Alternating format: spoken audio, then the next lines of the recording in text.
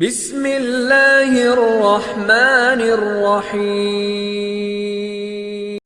جمال الوجود بذكر الإله وتصفو الحياة بنور هدى جمال الوجود بذكر الإله وتصفو الحياة بنور هدى وتطلب نفس له طاعة ويبلغ سعد إلى منتهى فؤاد شغوف نحمده ونصلي على رسوله الكريم أما بعد فأعوذ بالله من الشيطان الرجيم بسم الله الرحمن الرحيم إن الله لا يضيع أجر المحسنين وقال النبي صلى الله عليه وسلم إن هذا الخير خزائن ولتلك الخزائن مفاتيح أو كما قال النبي عليه الصلاة والسلام رب اشرح لي صدري ويسر لي أمري واحلل عقدة من لساني يفقهوا قولي اللهم صل على سيدنا مولانا محمد في أول وأوسط وآخر كلامنا. معزز سامعین اکرام، بھائیوں، بزرگوں، دوستوں، آج 17 رمضان ہے. اسلام میں 17 رمضان کی بڑی اہمیت ہے، اس لیے کہ اسلام کا سب سے بڑا کارنامہ، سب سے بڑا معرکہ جو پیش آیا ہے وہ 17 رمضان کو پیش آیا، جس کو میں اور آپ جنگ بدر کے نام سے جانتے ہیں. جنگ بدر 17 رمضان کو پیش آیا. اس میں اللہ کے نبی حضرت محمد مصطفیٰ صلی اللہ علیہ وسلم اپنے جانثار صحابہ کو تقریباً 313 صحابہ کو لے کر روانہ ہوئے. ہجرت کر گئے ہوئے تھے. جانے کے کچھ عرصے کے بعد وہاں سے نکلے اور کفار و مشرکین جو تھے مکے کے، ان کی تعداد تقریباً 1000 تھی. 1000 کے مقابلے میں 313 صحابہ کے پاس جو ہتھیار تھے، جو گھوڑے تھے، جو اونٹ، جو تلواریں، جو ہتھیار تھے، اس کے مقابلے میں کفار کے بعد اس سے کئی گنا زیادہ. اور وہ اس حال میں آ رہے ہیں کہ ان کے پاس ناچ گانے والی عورتیں بھی تھیں. ناچنے والی گانے والی عورتوں کو ساتھ لے کر آئے تھے وہ، تاکہ ان کے اندر جوش پیدا ہو سکے. تو تقریباً اللہ کے نبی حضرت محمد مصطفیٰ صلی اللہ علیہ وسلم کے صحابہ کے پاس 70 اونٹ تھے. 70 اونٹ، 2 گھوڑے، 8 تلوار. 8 تلواریں تھیں، 2 گھوڑے تھے، 70 اونٹ تھے. اب اسی اونٹ پر کسی وقت میں 3 سوار ہو جاتے، کبھی 4، کبھی 5. اب ہماری 2 ویلر ہے، کم سے کم ہم لوگ 3 لوگوں کو سوار کر سکتے ہیں. اب اس میں 4-5 لوگ بیٹھے تو ایسی مجبوری آ گئی تھی. وہ بھی رمضان کا مہینہ، وہاں کی دھوپ ہندوستان سے کئی گنا زیادہ کی دھوپ. اور اللہ کے نبی کے زمانے میں بھی حساب لگانے سے یہ اندازہ ہوتا ہے کہ اللہ کے نبی کے زندگی میں جو روزے فرض ہوئے تھے وہ گرمی کا زمانہ ہی تھا. جیسے اب چل رہا ہے گرمی کا زمانہ، ایسے ہی گرمی کے زمانے میں اللہ کے نبی کے پورا رمضان گزرا ہے. تو اللہ کے نبی علیہ السلام صحابہ کے ساتھ نکلے. گرمی کا زمانہ، روزے کی حالت. 17 رمضان کو اللہ کے نبی گئے. اب جانے سے پہلے کفار وہاں پہنچ گئے تھے. اب کفار پہلے گئے تو کیا ہوا، جیسے ہم لوگ اجتماع وغیرہ کو جاتے، سلطان شاہ وغیرہ کو جاتے، تو سب سے پہلے جو اچھی جگہ رہتی کیا کرتے ہیں، پکڑ لیتے، بھائی یہاں اچھا ہے، ضرورت کو جانے سہولت ہے. تو ایسا ہی وہ لوگ ایسا ہی کیے، دونوں میں جہاں جگہ اچھی تھی اس جگہ کو پکڑ لیے. جہاں پانی کا انتظام تھا، جہاں سہولتیں تھیں، جہاں زمین بالکل متناسب تھی، وہاں پر وہ پڑاؤ ڈال دیے. اب صحابہ آئے تو صحابہ کے پاس ایسی جگہ ملی جو ریتیلی زمین تھی. وہ زمین بالکل جنگ کرنے کے لیے زمین کا سخت ہونا ضروری ہے نا. قدم جمنے کے لیے ریتیلی زمین میں آدمی کہاں چل سکتا ہے, کہاں جنگ کر سکتا ہے, تو زمین بھی ریتیلی تھی. اب صحابہ کو اور دشواری ہوئی.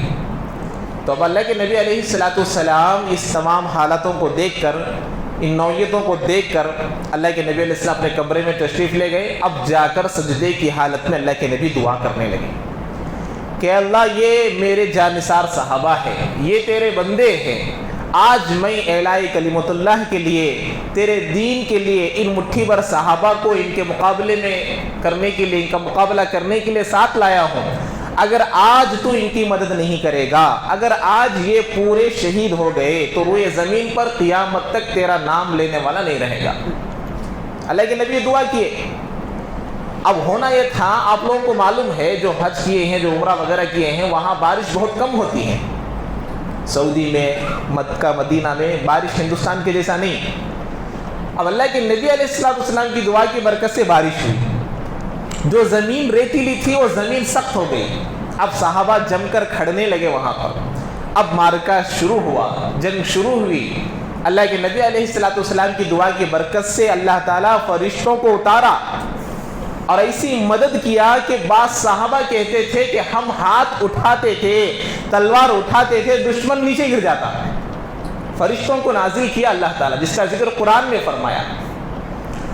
روزے کی یہاں پر ہم لوگوں کو ایک سبق کیا ملتا ہے کہ مسلمان ایسا ہونا چاہیے کہ جب اس کو نفس کا جہاد طلب کیا جائے تو نفس کے جہاد پر بھی تیار ہو جائے، جب اس سے جسم کا جہاد طلب کیا جائے تو تب بھی وہ تیار ہو جائے۔ صحابہ نے ان دو چیزوں کو ایک ساتھ ملا کر عمل کر کر قیامت تک آنے والے لوگوں کو سبق دے دیا کہ دیکھو، نفس کا جہاد روزہ تھا، ہم نے کھانا چھوڑا، پانی چھوڑا، خواہشات کو چھوڑ کر یہ جہاد کو کرتے کرتے نفس کا جہاد کے ساتھ ہم نے جسم کا جہاد بھی کیا۔ گناہوں کا چھوڑنا، کھانے پینے کا چھوڑنا، اور اس ایسی تپش میں، ایسی دھوپ کی شدت میں کفار کا مقابلہ کرنا، صحابہ نے مقابلہ کیا۔ اللہ نے فتح دے دی، ایسی فتح دی، قیامت تک آنے والے لوگ ایسی مثال نہیں پیش کر سکتے، ایسا نمونہ کوئی پیش نہیں کر سکتے۔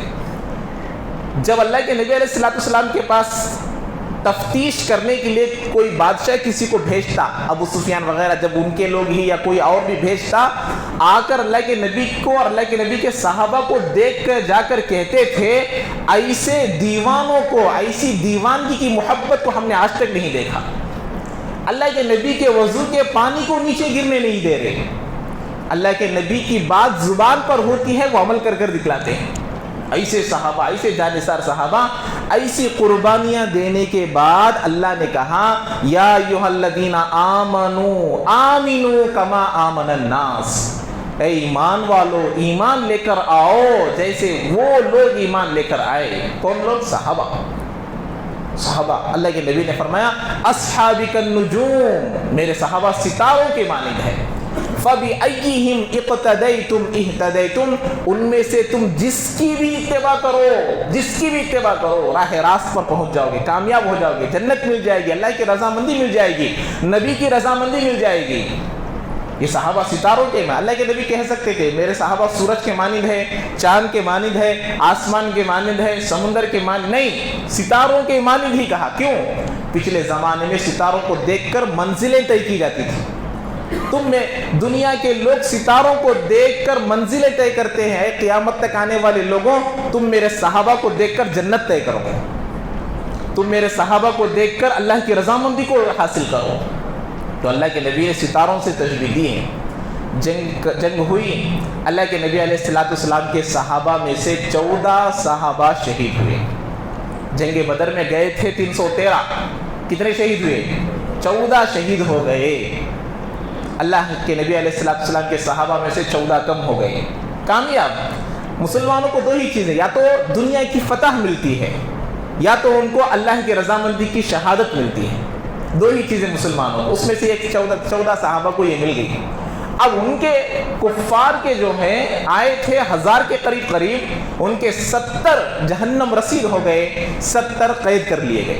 140 ایک کے بدلے میں 10 صحابہ کتنے شہید ہوئے؟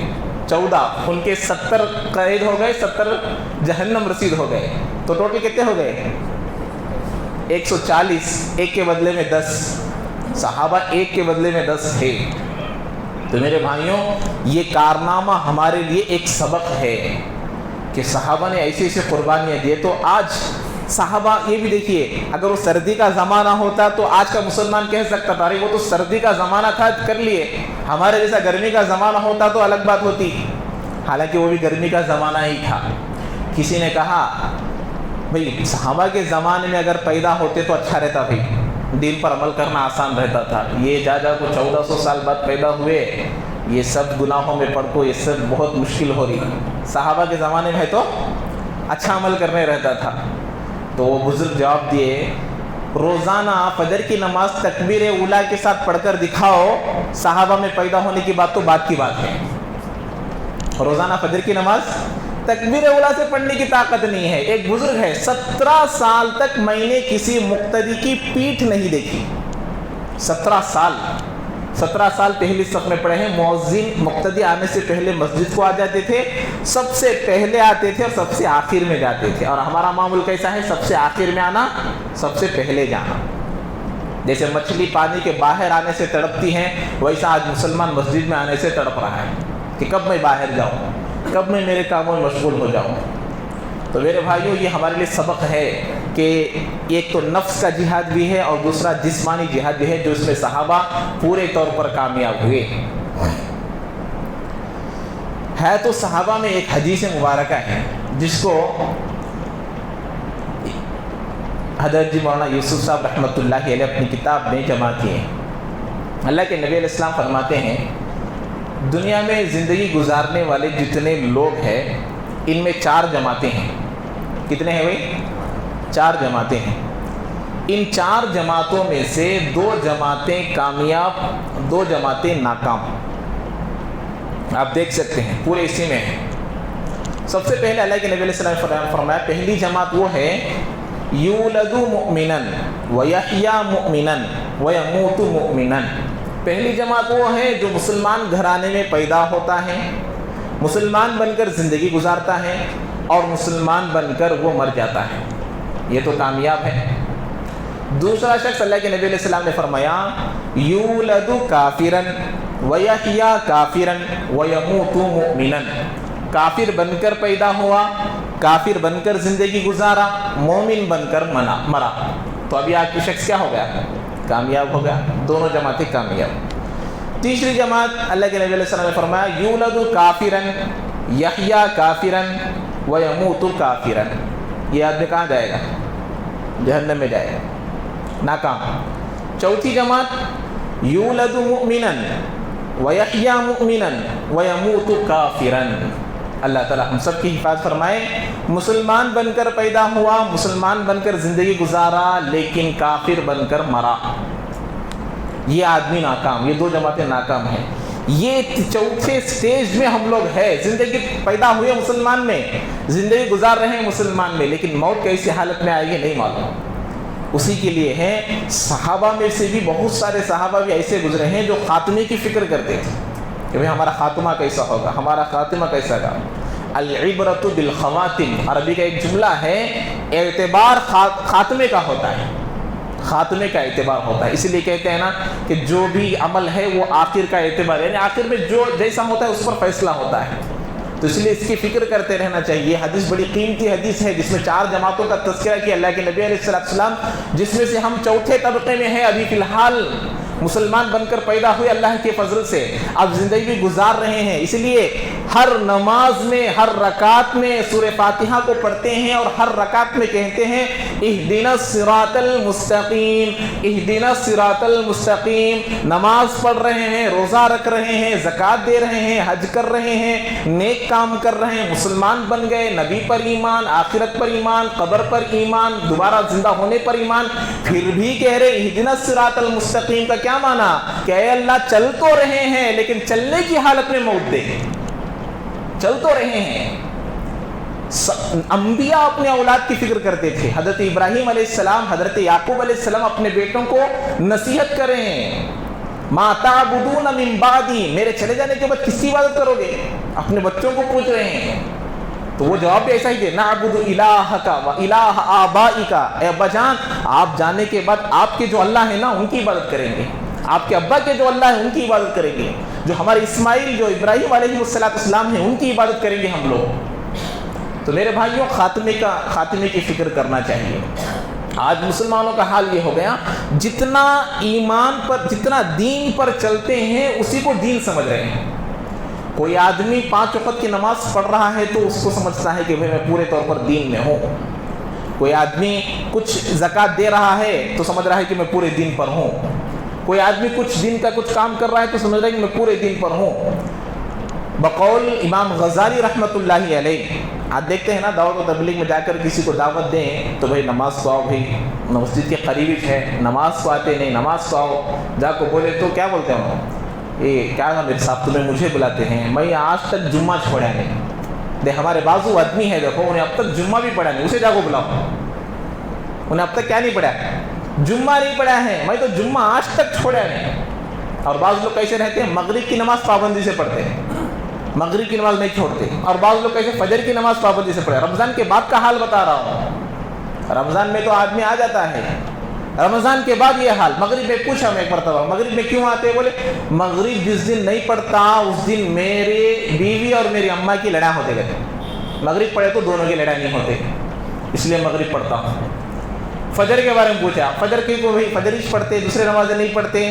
میں جس دن فجر نہیں پڑھتا کہ دکان برابر چلتی نہیں، تو دکان چلنے کے لیے فجر کو آتا ہے۔ امی اور بہو کی بیوی اور ماں کی لڑائی سے بچنے کے لیے مغرب کو آ رہا ہے، اللہ کا حکم سمجھ کر نہیں آ رہا۔ اور یاد رکھیے جو آدمی بھی جمعہ میں ایک مرتبہ نماز پڑھتا ہے اور دن میں کسی ایک نماز یا 2 نمازوں کو پڑھ کر باقی نمازوں کو چھوڑتا ہے، اللہ کی قسم کھا کر کہوں تو میں حانس میں ہوں گا، وہ اللہ کی نماز نہیں ہے، وہ میری نماز ہے۔ اللہ کی نماز 5 وقت کی نماز ہے۔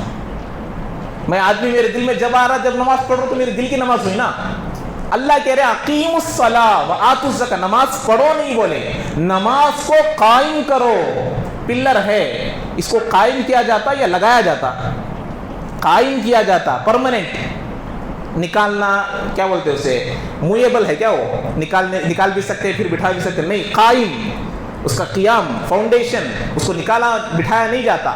اللہ بھی اقیم الصلاۃ، کہاں پر بھی دیکھو اللہ اقیم الصلاۃ کہ نماز قائم کرو، نماز قائم کرو، نماز قائم کرو۔ قائم کب ہوتی ہے؟ جب 5 وقت کی پابندی سے پڑھے۔ 2 وقت کی 1 وقت کی پڑھے گا تو وہ اللہ کی نماز نہیں ہوگی، وہ اپنے دل کی نماز ہوگی۔ اس لیے نماز کی پابندی ہمارے لیے ضروری ہے۔ امام غزالی رحمۃ اللہ علیہ کے قول کے موافق اگر کوئی آدمی 5 وقت کی نماز پڑھ رہا ہے تو وہ آدمی کتنے % دین پر ہے؟ دیکھیے ایمان کے شعبے کتنے ہیں؟ دین کے شعبے 5 ہے، کتنے ہیں؟ 5، ایمانیات، عبادات، معاملات، معاشرت، اخلاقیات، 5 ہے نا۔ 5 کو 100% میں ڈیوائڈ کریں گے تو ہر ایک کو کتنا آئے گا؟ 20% آئے گا۔ کتنا آئے گا؟ ایمانیات کو 20، عبادت کو 20، معاملات کو 20، اخلاقیات، معاشرت، یہ تمام چیزوں کو 5 ہو گئے، کتنے ہیں؟ 20%۔ اب عبادت کو کتنے ملے ہیں؟ 20%۔ امام غزالی رحمۃ اللہ علیہ احیاء العلوم میں لکھے ہیں عبادتیں 10 قسم کے ہیں، اس میں 5 وقت کی نماز بھی ایک، روزہ رکھنا ایک عبادت، زکوٰۃ دینا ایک عبادت، حج کرنا ایک عبادت، عیادت کو جانا ایک عبادت، مسلمان کی مدد کرنا ایک عبادت، ایسے عبادتیں 10 لکھے ہیں۔ اب نماز 5 وقت کی پڑھ رہا ہے تو وہ آدمی کتنے % دین پر ہے؟ 2% دین پر ہے جو 5 وقت کی نماز پڑھ رہا ہے۔ اب بتائیے امت آج اطمینان والے دین پر ہے؟ تو اسی لیے میرے بھائیوں رمضان کا مہینہ آیا ہے، اپنی نیتوں کو درست کرنا کہ بھئی ہم لوگ جیسے رمضان میں اللہ کے قریب ہو رہے ہیں، اللہ کے دین کی طرف بڑھ رہے ہیں، ایسے ہی سال بھر زندگی بھر ہم اللہ کے قریب رہیں گے۔ نیتیں کوششیں کرنا اور امت کو بھی اس طرف لانے کی کوشش کرنا، سب کریں گے انشاءاللہ۔ تو جیسا کل اعتکاف کے فضائل بتایا تھا میں آپ لوگوں کو، فضائل تو معلوم ہو گئے اعتکاف، اور بعض لوگ نیتیں بھی کیے ہیں ماشاءاللہ۔ جتنے بھی لوگ نیتیں ارادے کیے ہیں اللہ تمام کی نیتوں کو قبول فرمائے اور بیٹھنے میں سہولتیں فراہم فرمائے۔ جیسے کہ میں بتایا آپ لوگوں کو ٹائم ٹیبل بنا لیجیے، جتنے بھی لوگ بیٹھ رہے ہیں 5 6 10 کتنے بھی لوگ بیٹھے ہیں ٹائم ٹیبل بنا لیجیے، کب اٹھنا، کب تک تہجد پڑھنا، کب تلاوت کرنا، کب آرام کرنا، کب تعلیم کرنا اور کب سیکھنا سکھانا ہونا، یہ ایک ٹائم ٹیبل بنا لیں گے۔ آدمی کسی چیز کا اپنے آپ کو پابند بنائے گا تو عمل صحیح ہوگا، اگر پابند نہیں بنائے گا تو عمل صحیح نہیں ہوگا، اس لیے اپنے آپ کو پابند بنانا۔ اس لیے مساجد میں ٹائم کو مقرر کرتے ہیں، ٹائم جو وقت متعین کرتے ہیں نماز کے لیے، کیوں کرتے ہیں؟ ان الصلاۃ کانت علی المؤمنین کتابا موقوتا، مسلمانوں پر نماز متعینہ وقت پر ہے، کیوں؟ تاکہ ہر آدمی اس وقت کا اپنے آپ کو پابند بنائے، ورنہ کیا ہوگا جب دل میں آ جب پڑھ کر جائے گا، نہیں، پابند بنانا۔ تو اسی لیے ہمارے لیے اب اعتکاف کا یہ ایسا مبارک اعتکاف ہے کہ اس میں بڑے فضائل ہیں، جیسے کل میں بتایا، تو اسی لیے اس کی پابندی بنا کر ایک اس کے پابند ہو جائے اور ایک وقت متعین کر لے، ایک نظام الاوقات بنا لے۔ سب بنائیں گے انشاءاللہ، جو بیٹھنے والے ہیں نظام الاوقات بنا لیجیے۔ اب دیکھیے ایک اصول یاد رکھیے، جب بھی کوئی بھی اعتکاف بیٹھتا ہے بغیر کسی شرعی عذر کے، آدمی مسجد سے باہر نکل سکتا ہے اپنے طبی عذر سے، دوسرا آ کر شرعی عذر سے، تیسرا آ کر اضطراری مجبوری کی وجہ سے۔ اب طبی کیا ہے؟ پیشاب پاخانے کے لیے، وضو ٹوٹ گیا، وضو کرنے کے لیے، اس کے لیے نکلنا بالاتفاق جائز ہے، اعتکاف نہیں ٹوٹے گا۔ دوسرا آ کر شرعی عذر، جیسے کہ جہاں بیٹھے ہیں وہاں جمعہ نہیں ہوتا، اب جمعہ کے لیے جا رہا ہے تو جائز ہے۔ اور اسی طریقے سے اضطراری، جیسے کہ مسجد گر گئی، منہدم ہو گئی، کسی جگہ بیٹھا تھا، اب اضطراری طور پر باہر نکل رہا ہے تو جائز ہے۔ اس کے علاوہ کسی بھی کام کے لیے بغیر کسی شرعی عذر کے، بغیر کسی طبی عذر کے آدمی مسجد کے باہر جائے گا، جو عشرہ بیٹھا ہے اس کا اعتکاف ٹوٹ جائے گا۔ اب سوالات بہت اٹھتے ہیں جب یہ مسئلہ بول دیے، بیڑی پی سکتے کیا، سگریٹ پی سکتے کیا، غسل کر سکتے کیا، یہ تمام چیزیں پیدا ہوتی ہیں۔ یاد رکھیے غسل بھی، فرض غسل، واجب غسل کر سکتے ہیں، مسنون غسل کے لیے بھی آدمی جائے گا تو اس کا اعتکاف ٹوٹ جائے گا۔ اب کیا کرنا، پھر گرمی کا زمانہ ہے، روزانہ نہانے کی عادت ہے، 2 دن میں 1 مرتبہ نہانے کی عادت ہے، کیا کرنا؟ اس کا حل بھی شریعت دی ہے، کیا ہے؟ ضرورت کو جب جاتے ہیں، جانا ضرورت کے لیے، آتے آتے غسل کر کے آ جانا۔ صرف غسل کے لیے جائے گا تو اس کا اعتکاف ٹوٹ جائے گا۔ مسنون غسل کے لیے، جیسے کہ آدمی سویا ہوا تھا، اس کا غسل ٹوٹ گیا، غسل فرض ہو گیا، اب جائے گا تو غسل کے لیے جائے گا، یہ واجب غسل ہے، اس کے اوپر کوئی اثر نہیں پڑے گا اعتکاف پر۔ لیکن مسنون غسل کے لیے جائے گا تو اس کا اعتکاف ٹوٹ جائے گا، امام ابو حنیفہ رحمۃ اللہ علیہ کے نزدیک۔ اس لیے اور آدمی کی عادت ہی ایسی ہو گئی کہ وہ روزانہ غسل کرتا ہے، سال بھر بھی اس کی ایک عادت بن گئی ہے کہ روزانہ غسل کرتا ہے یا 2 دن میں 1 مرتبہ غسل کرتا ہے، اب اس کی عادت بن گئی ہے تو اس کو طبعی عذر میں پیش کریں گے۔ میں جب سے طبی بول رہا تھا، طبی نہیں، طبعی عذر، تو طبعی عذر رہے گا تو آدمی جب جائے گا تو اس کی ایک عادت بن گئی، اب وہ طبعی عذر میں ہو جائے گا، یعنی کہ اس کی طبیعت ہی ایسی ہو گئی ہے کہ اس کے لیے غسل ایک ضرورت بن گئی زندگی کی، یعنی کہ روزانہ نہانا اس کی ایک ضرورت بن گئی، 2 دن میں 1 مرتبہ نہانا اس کی ضرورت بن گئی، تو اب وہ جا سکتا ہے۔ تو جب بھی مسنون غسل کے لیے جائے گا، جمعہ کے دن غسل کے لیے جائے گا، جتنی دیر گھر میں نہاتے ہیں، آدھا گھنٹہ، 20 منٹ، 40 منٹ گھر میں نہاتے ہیں، اتنی دیر یہاں نہیں نہانا۔ اعتکاف بیٹھا ہوا آدمی جلد سے جلد غسل کر باہر آ جانا۔ بسا اوقات بعض مساجد میں، وہاں یو پی وغیرہ کے علاقے میں دیکھا گیا، معتکفین کے لیے مسجد کے کونے میں ریڈی میڈ حمام خانہ رکھتے ہیں، جیسے مثال کے طور پر واشنگ مشین کا ایک پائپ ہوتا ہے نا، تو اس طریقے سے ایک پائپ کو ایک ریڈی میڈ حمام خانہ مسجد میں ہی رکھ دیتے ہیں۔ اب مسجد میں رکھیں گے تو پانی کا ایک خطرہ بھی باہر نہیں گرے گا، تو مسجد کے کونے میں رکھ دیتے ہیں، وہاں پر غسل کر پانی بالکل باہر جا سکتا ہے تو آدمی وہاں غسل کر سکتا ہے۔ اگر وہ ریڈی میڈ ویسا انتظام ہے تو آدمی معتکف جب چاہے نہا سکتا ہے۔ اسی لیے یہاں تک بھی بیان کیا، آدمی اگر گرمی کی وجہ سے ٹھنڈک محسوس کرنا چاہتا ہے، اپنے سر میں پانی ڈالنا چاہتا ہے، قدم کو مسجد میں رکھ کر سر کو کھڑکی وغیرہ سے باہر کر اپنے سر پر پانی ڈالنا ہے۔ اگر صرف پانی سر پر ڈالنے کا ارادہ ہے تو یہ مسئلہ ہے۔ تو اتنے بڑے بڑے کٹھن مسائل ہیں، تو اس لیے اس کا خیال کرتے ہوئے اعتکاف کو ضائع نہیں کرنا چاہیے۔ اعتکاف کے بڑے فضائل ہیں، تو ان تمام چیزوں کو دیکھیے۔ اعتکاف کے مسائل تو بہت ہیں، وہ وقتاً فوقتاً کسی کو ضرورت پڑی تو پوچھ لیں گے تو اس کو بتا دیں گے۔ جی، کل ایک سوال کیا گیا تھا، میں بتاتے یہ بتایا کہ نفل نمازوں کی 3 جماعتیں ہیں، 3 نفل نمازوں کی جماعت ہو سکتی ہے، اس میں تراویح بھی بتایا۔ تو بہت ساروں کو یہ اشکال ہوا کہ نفل نماز، یہ تراویح نفل نماز تو نہیں ہے، سنت ہے؟ نہیں، ایسی بات نہیں ہے۔ شریعت کی اصطلاح میں فرض اور واجب کو چھوڑنے کے بعد تمام چیزیں نفل ہی ہیں۔ اس کو نام سنت سنت موقدہ دے دیتے ہیں، لیکن واجب اور فرض کے بعد جتنے چیزیں ہیں شریعت کی اصطلاح میں اس کو کیا کہتے ہیں؟ نفل ہی ہے۔ سنت یہ ہماری جو تراویح ہے وہ بھی ایک نفل کا درجہ ہے، لیکن اس کو سنت بولتے ہیں۔ جیسے ظہر سے پہلے کی سنت موقدہ ہے، لیکن وہ بھی ایک نفل ہے، زائدات میں سے شریعت کی اصطلاح میں۔ تو اس لیے نفل کہہ دینا کوئی غلط بات نہیں ہے، وہ صحیح ہے۔ جی، اور کسی کو کچھ سوال کرنا ہے، کچھ پوچھنا ہے؟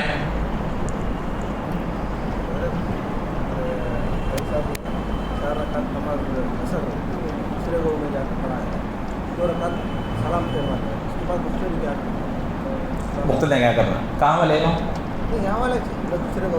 اچھا، بہت دور گئے تھے، انہوں کو پڑھ لینا، بتایا تھا نا، اس سے پہلے مسئلہ بتا دیا تھا۔ مسافر مقیم لوگوں کی نماز پڑھا رہا ہے، امامت کر رہا ہے، تو مسافر آدمی 2 رکعت پر سلام پھیر دے گا۔ اس کے پیچھے جو مقتدی حضرات مقیم ہے وہ مسبوق کی طرح کھڑے ہو کر اپنی نماز کو پوری کریں گے۔ کس میں؟ اس میں سورہ فاتحہ پڑھیں گے، بس سورہ فاتحہ کے بعد دوسری سورت نہیں پڑھیں گے، وہ کیونکہ وہ بعد کے 2 رکعتیں ہیں۔ جیسے امام صاحب کے ساتھ 2 رکعتیں چھوٹ گئی پہلے کی یا پھر چھوٹ گئی بعد کی، تو ہم کھڑے ہو کر جیسا پورا کرتے ہیں ویسے ہی اس کو پورا کریں گے۔ پہلی 2 رکعتیں چھوٹ گئی ہے تو سورہ فاتحہ کے ساتھ دوسری سورت بھی پڑھیں گے، بعد کی 2 رکعتیں چھوٹ گئی ہے تو صرف سورہ فاتحہ پڑھیں گے۔ تو ایسے ہی یہاں پر بھی پہلی 2 رکعتیں مل گئی، بعد کی 2 رکعتیں چھوٹ گئی ہے، تو اس لیے صرف سورہ فاتحہ کو پڑھیں گے۔ اور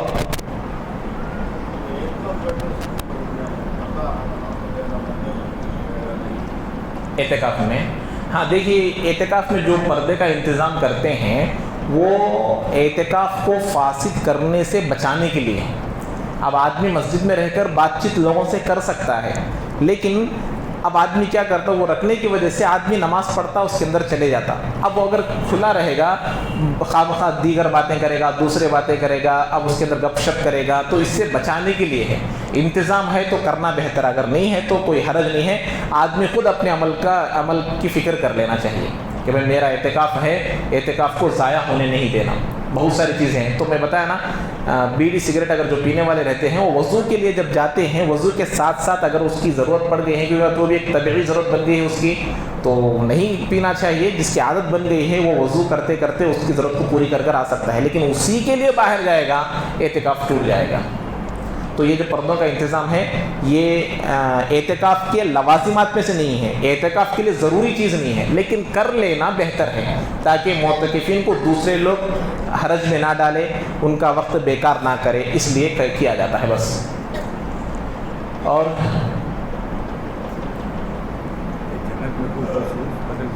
جنت میں اچھا جنت میں حدیث پاک میں آیا، ہر کوئی جو جنت میں جائے گا وہ حضرت آدم علیہ السلام کے قد کے برابر ہوگا۔ حضرت آدم علیہ السلام کا قد، خوبصورتی حضرت یوسف علیہ السلام کی، یہ جو باتیں بیان کی جاتی ہے، تو اس سے تو معلوم ہوتا ہے جسم ہے، اور جسم بغیر روح کے کام نہیں کرتا۔ تو جیسے دنیا میں دونوں مکلف ہے، ایسے ہی جنت میں دونوں مکلف رہیں گے، دونوں مل کر ہی جنت میں جائیں گے۔ جنت میں صرف روح جاتی یا جسم جاتا پوچھتے ہیں تو دونوں جاتے ہیں، کیونکہ حدیث پاک میں آیا نا، آدم علیہ السلام کی ہائٹ رہے گی، آواز داؤد علیہ السلام کی رہے گی، تو اس طریقے سے الگ الگ جو چیزیں بیان کی، اس سے کیا معلوم ہوتا، جسم بھی رہے گی اور جسم بھی رہے گا اور اس کے لیے روح بھی رہے گی۔ اور بتاؤ کسی کو کچھ پوچھنا ہے؟ اور پوچھ رہے ہیں؟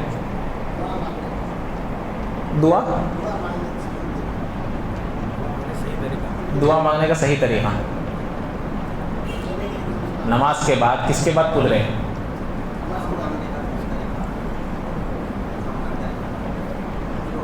دعا مانگنے کا صحیح طریقہ، تو دعا کے مصنوع طریقہ تو یہی ہے کہ شروع میں اللہ کے ناموں سے شروع کیا جائے، بعد میں درود شریف پڑھنا، اور بعد میں کچھ دعائیں وغیرہ آتی ہیں تو پڑھ لینا۔